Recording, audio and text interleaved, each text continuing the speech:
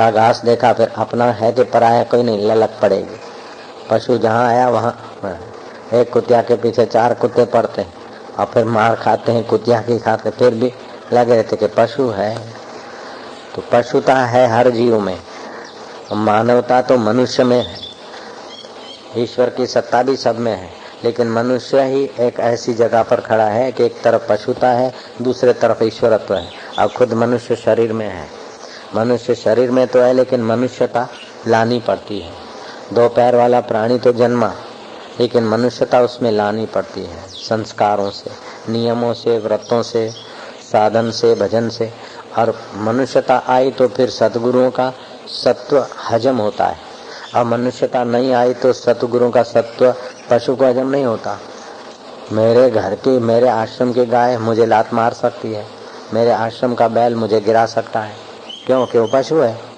उसको पता हम नहीं है कि मैं आश्रम का मैं चारा खाता हूँ, बापू मेरी भलाई चाहते हैं। मैं उसको प्यार करता था, एक बैल था, स्नेह करता था उससे, विनोद में थोड़ी कुश्ती करता था। एक दिन मेरे को अच्छी तरह से गिरा दिया तो मैंने उसको लठ नहीं मारी, क्योंकि पशु है।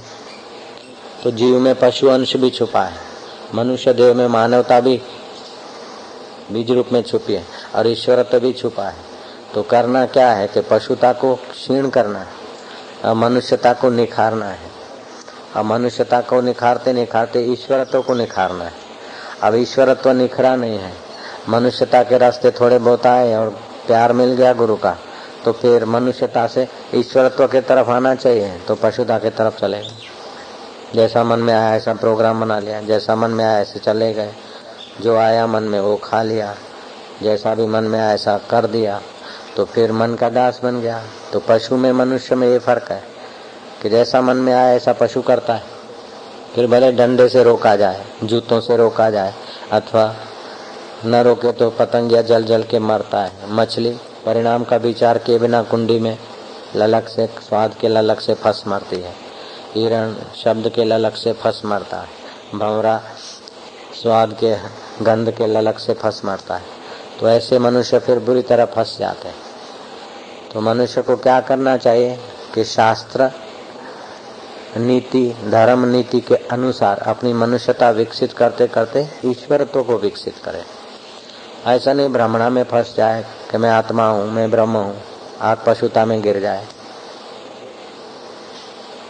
अपशुता में गिर जाएगा तो ब्रह्म तो क्या रहेगा, मनुष्यता से भी गिर जाएगा, वायड़ा जैसा बन जाए। ऐसा ही एक साधक था, उपदेश देता था, राजू उसका नाम था। जैसे सुरेश इधर प्रचार करता है, ऐसे वो आगरा में, उदयपुर में करता था। फिर उधर आया इंदौर में, तो मैं उसका चाल बाल देखकर मैंने उसको बोला तो ठीक चल, तो वो मेरी बात सुनी अनसुनी करी, फिर पागल हो गया। अब बुरी तरह पागल हो गया। कशो भी 2-4 दिन पहले उसी रास्ते पे था, वायड़ा बन गया था, ક્રેક થવાની તૈયારી હતી, લગભગ થોડો તો હતો જ, અત્યારે બી આંશિક છે, થોડું બેલેન્સ નથી ઉપરનું, तो एकदम पागल हो गया। फिर इलाज करते करते थक गया, आखिर ठीक से शरणागति ली, अब थोड़ा लाइन पे है और आगरा के आश्रम में रहता है। मैं कलकत्ते भी गया। राजू को पहचानते कई साधक, जो पहचानते हाथों पर करो, देखो कितने लोग पहचानते। हाँ। तो ये ईश्वरत्व तो विकसित नहीं हुआ तो पशु हो जाएगा, तो मनुष्य शरीर में पशुता का व्यवहार करेगा तो पागल हो जाएगा। अभी अमेरिका में बोलते कि इतने करोड़ लोग अपसेट माइंड है और उनको मानसिक चिकित्सा की जरूरत है। खाक चिकित्सा झक मारेगी तुम्हारे अमेरिका वालों की। जब तक संयम नहीं आया, फ्राइड का मनोविज्ञान पढ़ते रहे, संभोग से समाधि, कशो वांधो नहीं, बापू तो ठेठ दिल्ली में थे, मारे कशो वांधो नहीं। तो जब ऐसा इस प्रकार का आचरण करेंगे तो एकदम पशुता में चले जाएंगे। अपना भेख, अपना वस्त्र, अपना जीवन, अपना लोगों के बीच जीना करना। तो बड़े बड़े प्रसिद्ध आदमी भी संभोग से समाधि की राह पर चले तो वो यशस्वी बदनाम हो गए, शांत चित्त खिन्न हो गए, विक्षिप्त हो गए। एक फ्राइड नहीं, फ्राइड का पढ़कर और फ्राइड की बातों का लेख दूसरे मूर्खों के द्वारा समर्थित पढ़कर कईयों की तबाही हो गई। और वो तबाही परदेश में हुई, अमेरिका में, यूरोप में, थाईलैंड में और कई देशों में हुई, अब भारत में भी हो रही है। 16 से 18-20 वर्ष के युवान युवतियों को देखो तो हत्यारे जैसा चेहरा बना लेते। कोई कोई संयमी है उनको छोड़कर, जो अपना धातु क्षय करके मजा लेना चाहते हो, मजा तो जरा भर भ्रांति से मिलता, तबाही हो जाती है। इसके लिए यौवन सुरक्षा पुस्तक पर ध्यान देने का अभियान हमने चलाया देश भर में। देश का भविष्य है यौवन धन पर। यौवन धन तो नाश हो रहा है, कई योजनाएं करो, लेकिन है निस्तेज तो क्या संभालेंगे। निस्तेज आदमी सफलता भी हजम नहीं कर सकता, निस्तेज आदमी आशीर्वाद भी नहीं हजम कर सकता, निस्तेज आदमी ऊंचाइयों को छू नहीं सकता, ईश्वरत्व प्रकट नहीं कर सकता। छुप छुपा के इधर उधर करके अपना धातु क्षय कर ले, और फिर कितने दिन ऐसा पोल पट्टी चले, कितने दिन निस्तेज आदमी ऊंची शिखर पर खड़ा रहेगा। भगवान कहते हैं आत्मैव आत्मनो बंधु, अपने आप का आदमी बंधु है, अपने आप का शत्रु है, अपने आप का मित्र है। जो इंद्रियों के विषय विकारों को पोषता है तो अपने आप का शत्रु है, और जो अपनी पशुता को हटाकर मनुष्यता को निखारता और संयत रहता है वो अपने आप का मित्र है। तो कूड़ कपट करके कोई सुखी रहना चाहे वो महामूर्ख है। धोखाधड़ी और काम विकार को पोष के कोई सुखी होने की कोशिश करता है वो पागल है, मूर्ख है। अभी भले पागल नहीं दिखे, लेकिन पागलता का सामान तो उसके पास खो गए। अभी ऐसे ही चलता रहा तो थोड़े दिन में सभी देखेंगे तक पागल हो गया। जो दिशा पे चलता है आज का हवामान, कई एकदम खुले पागल होते तो कोई वैसे ही मानसिक संतुलन गंवाए हुए होते। तो 2,30,00,000 लोग मेंटली डिस्टर्ब जैसा व्यवहार करते हैं। हालांकि पागल खाने में नहीं है, लेकिन उनका आचरण उठ बैठे पागलों जैसी है, वहां की अखबारें बोलती। तो क्यों होता है कि बस धातु क्षय, ज्ञान तंतु कमजोर हो जाते। तो उससे दुनिया भर की, खाली एड्स की बीमारी नहीं, दुनिया भर की बीमारियां होती हैं। अमेरिका के एक मैगजीन में आया, अखबार में आया कि एड्स का रोग किनको होता है कि जो चरित्रहीन है, जिनका धातु क्षय करने का रास्ता है, जो दुराचार में लिप्त है, ऐसे लोगों को एड्स की बीमारी होती है। ठीक है, तो एड्स की बीमारी के शिकार कितने लोग हैं उन्होंने सर्वे किया, और सर्वे करके उस अखबार वालों को छापना पड़ा कि सैकड़ों पादरी मरे, कैथोलिक, ईसाई कैथोलिक सैकड़ों पादरी मरे। क्यों मरे? बोले एड्स के शिकार बन के। वो मैगजीन में आया, जिस मैगजीन में आया इसी में हाँ, तो उस अखबार का नाम भी दिया। तो सैकड़ों मरे। अब सैकड़ों कैसे मरे? बोले एड्स की बीमारी से। सैकड़ों पादरियों एड थी मर्या। अंग्रेजी दैनिक टाइम्स ऑफ इंडिया, सांभळो कान खोलीने कशो। सैकड़ों पादरियों एड्स थी मर्या।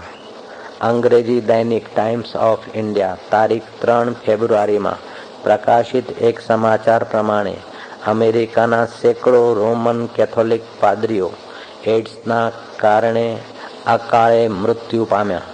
એડ્સ એક એવી ભયંકર બીમારી છે કે જેનો ઇલાજ આજ સુધી શોધી શકાયો નથી। આ બીમારી દુરાચારમાં લપટાયેલા લોકોને જ થાય છે। પણ એડ્સ થાય છે जरूरी नहीं, गांठपन पण થાય છે। ज्ञान संभोग अधिक करने से वायड़ापना भी होता है, निस्तेजपना भी होता है, विस्मृति भी होती। उसके एड्स तो एकदम आखिरी है, उसके पहले की छोटी छोटी कई बीमारियां होती है। समझाए छे? ये धातु क्षय से उसके कई छोटी छोटी बीमारियां पहले भी होती है, જેનો ઇલાજ આજ સુધી શોધી શકાય નથી। આ બીમારી દુરાચારમાં લપટાયેલા લોકોને જ થાય છે। માટે આ આશ્ચર્યનો વિષય છે કે પવિત્ર જીવન જીવવાનો દાવો કરનારા પાદરીઓને આ ઘૃણિત રોગ કેવી રીતે લાગ્યો? પ્રકાશિત સમાચારો પ્રમાણે અમેરિકામાં એડ્સના રોગોમાં 75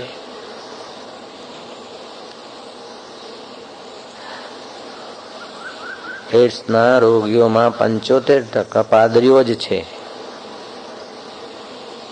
લો, एक तिहाई पादरी हैं, वो मैगजीन लिखती है, पाठ्य करके मैगजीन में आया है। तो क्या है, मनुष्यता तो थी, लेकिन मनुष्यता की जगह पे पशुता आ गई। कोई कहने वाला नहीं, और गॉड के नाम पर दान मिलते आता है। गॉड के नाम पर लोग जो कुछ करो ठीक है, जो कुछ करो ठीक है, ऐसे करते करते पशुता। और पशु से भी गए बीते हो जाते। पशु भी सीजनली व्यवहार करता है। कुत्ता देखो, बिना सीजन के कुत्ते के पीछे नहीं जाएगा। कई ऐसे पशु हैं। शेर है तो जीवन में एक बार ही संभोग करता है, फिर याद आता कि मैं शेर, और पीछे छलांग आगे को मारता, फिर संभोग की वृत्ति और साधन उसके पूरे हो जाते हैं। और कैसा बड़े बड़े हाथी को चीर देता है। तो संयम जीवन का पाथ्य है। तो विचार का संयम, इंद्रियों का संयम, बुद्धि का संयम।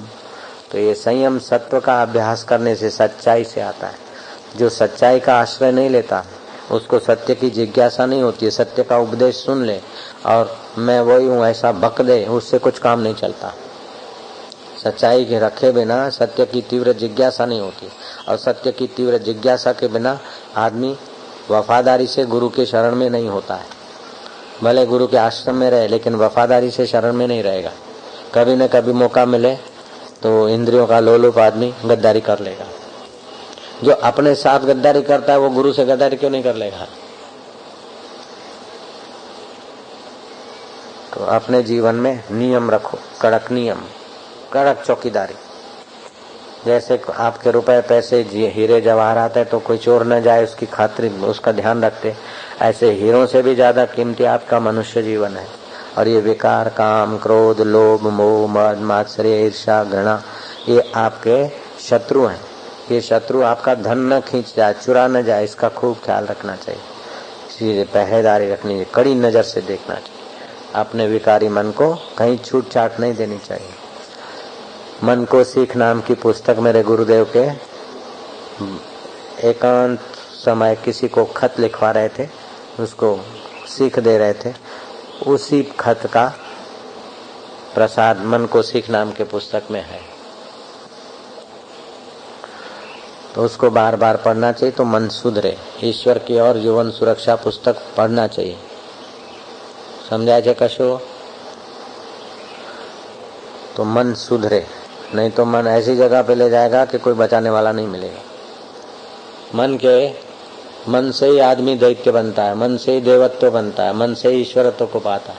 अब देखो, हांगकांग जा रहे थे, आज की टिकट थी, मैंने तो छुट्टी दे दी, लेकिन मैंने कहा देखो जाओ तो तुम्हारी मर्जी और रहो तो फायदा है। टिकट कैंसिल करा के आ गए। आज की ओके टिकट थी, फोन से कैंसिल करा। तो जिनको कदर है अपनी मनुष्यता की, अपने जीवन की, वो तो गुरु के संकेत मात्र को पकड़ लेंगे। बाकी तो जिसको जैसा है, मनमुख को जो करना है बाबा करो। हम संकेत करते हैं, फिर बोल रहे हैं तुम्हें क्या अच्छा जैसा करना है करो। हम काहे को किसी के साथ ज्यादा मत्था का बची करें। हमारे यहाँ करવું છે। एक बार संकेत किया, 2 बार किया, अरे चलो सेवा किया है, हम अस्वस्थ थे तो जरा सेवा किया, तो 3 बार संकेत किया, 4 बार संकेत किया, टेलीफोन पे सुधारने को करा, भाई तुम्हारा ये भूत है निकालो, नहीं माने तो जा करो करो, तुम अपनी जिम्मेदारी से जाओ। तो संतों के पास इतना समय नहीं होता कि एक एक व्यक्ति के पीछे डंडा लेके घूमे। संत का तो उपदेश से संकेत समझ लेना चाहिए। तो आप अब सावन का महीना आता है, अपना खान पान का थोड़ा आयुर्वेदिक ढंग से नियम बना लेना। धरती पर किरण कम होते तो रक्षा थोड़ी मंद रहती है, तो थोड़ा सुपाच्य भोजन करना चाहिए। अगर सुपाच्य भोजन नहीं और अधिक किया तो चाहे सेवक हो, चाहे साधारण आदमी हो, चाहे गुरु हो, चाहे संत हो, ये पंच भौतिक प्राकृतिक शरीर है, उस पर असर होगी।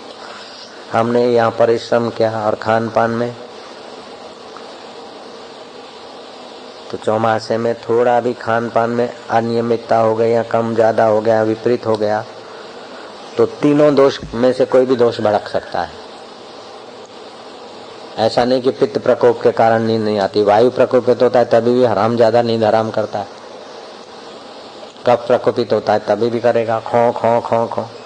तो कफ प्रकोपित होता है तो लौंग मुंह में डाल के फिर रात को सोए, अथवा थोड़ा सा हल्का सा लौंग, पूरा नहीं, उसके ऊपर की फुल्ली हटाकर, और दांतों के बीच ज्यादा देर न पड़ा रहे, नहीं तो दांतों के बीच गैप भी बना देता है।